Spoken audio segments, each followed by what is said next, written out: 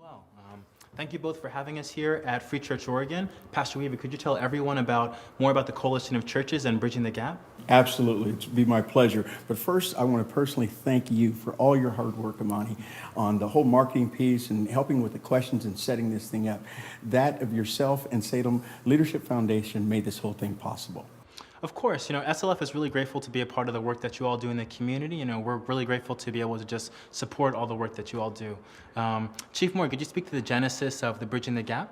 You bet. Well, it all started with a phone call from Pastor Ronnie Brooks, and he invited me to a service at Pastor Marilyn Williams' church, and which is where I first met the Coalition of Churches and all the pastors. And this was shortly after the Ferguson decision, so quite frankly, I didn't know what I was walking into, but we arrived and we were welcomed with open arms, and it was one of the most open and honest and supportive church services that I could ever imagine. There was no finger pointing, there was no attacking, and it was, I think it was called a healing service, if it was, and it was really a group of people saying, we don't want Ferguson to ever happen in the city of Salem. And it was so good, quite frankly, that I wanted all of our officers to hear it.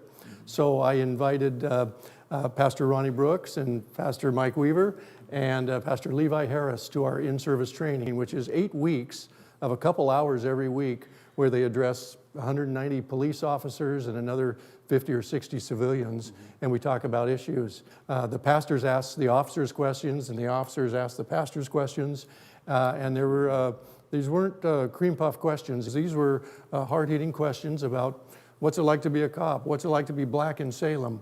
What are the issues that are going on? Quite frankly, for us, I think it allowed us to create a dialogue of relationship and trust, which was really important. So Pastor Weaver, after these trainings, what happened next? From that, Bridging the Gap was born. So it was an exciting opportunity to bring not only our clergy, not only our officers, but our locally elected officials, as well as our entire community. All that wanted to engage had an opportunity to engage. We had that meeting at the Kaiser Convention Center. We had upwards of 600 people in the audience, and it was phenomenal. From that, we've built to what we just completed was our fourth Bridging the Gap meeting this past March.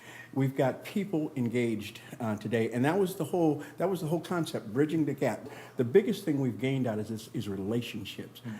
We've done a phenomenal job connecting our community, and that's what our aim was. Awesome, yeah. Well, thank you for the conversation. Thank you both for your time, and thank you both for your service. I have to get back on the bus, but Chief Moore, always good to see you. Pastor Weaver, always good to see you as well. It's a pleasure. Thank you so much. Yeah. Great to see you. Have a good rest of your day. Take care.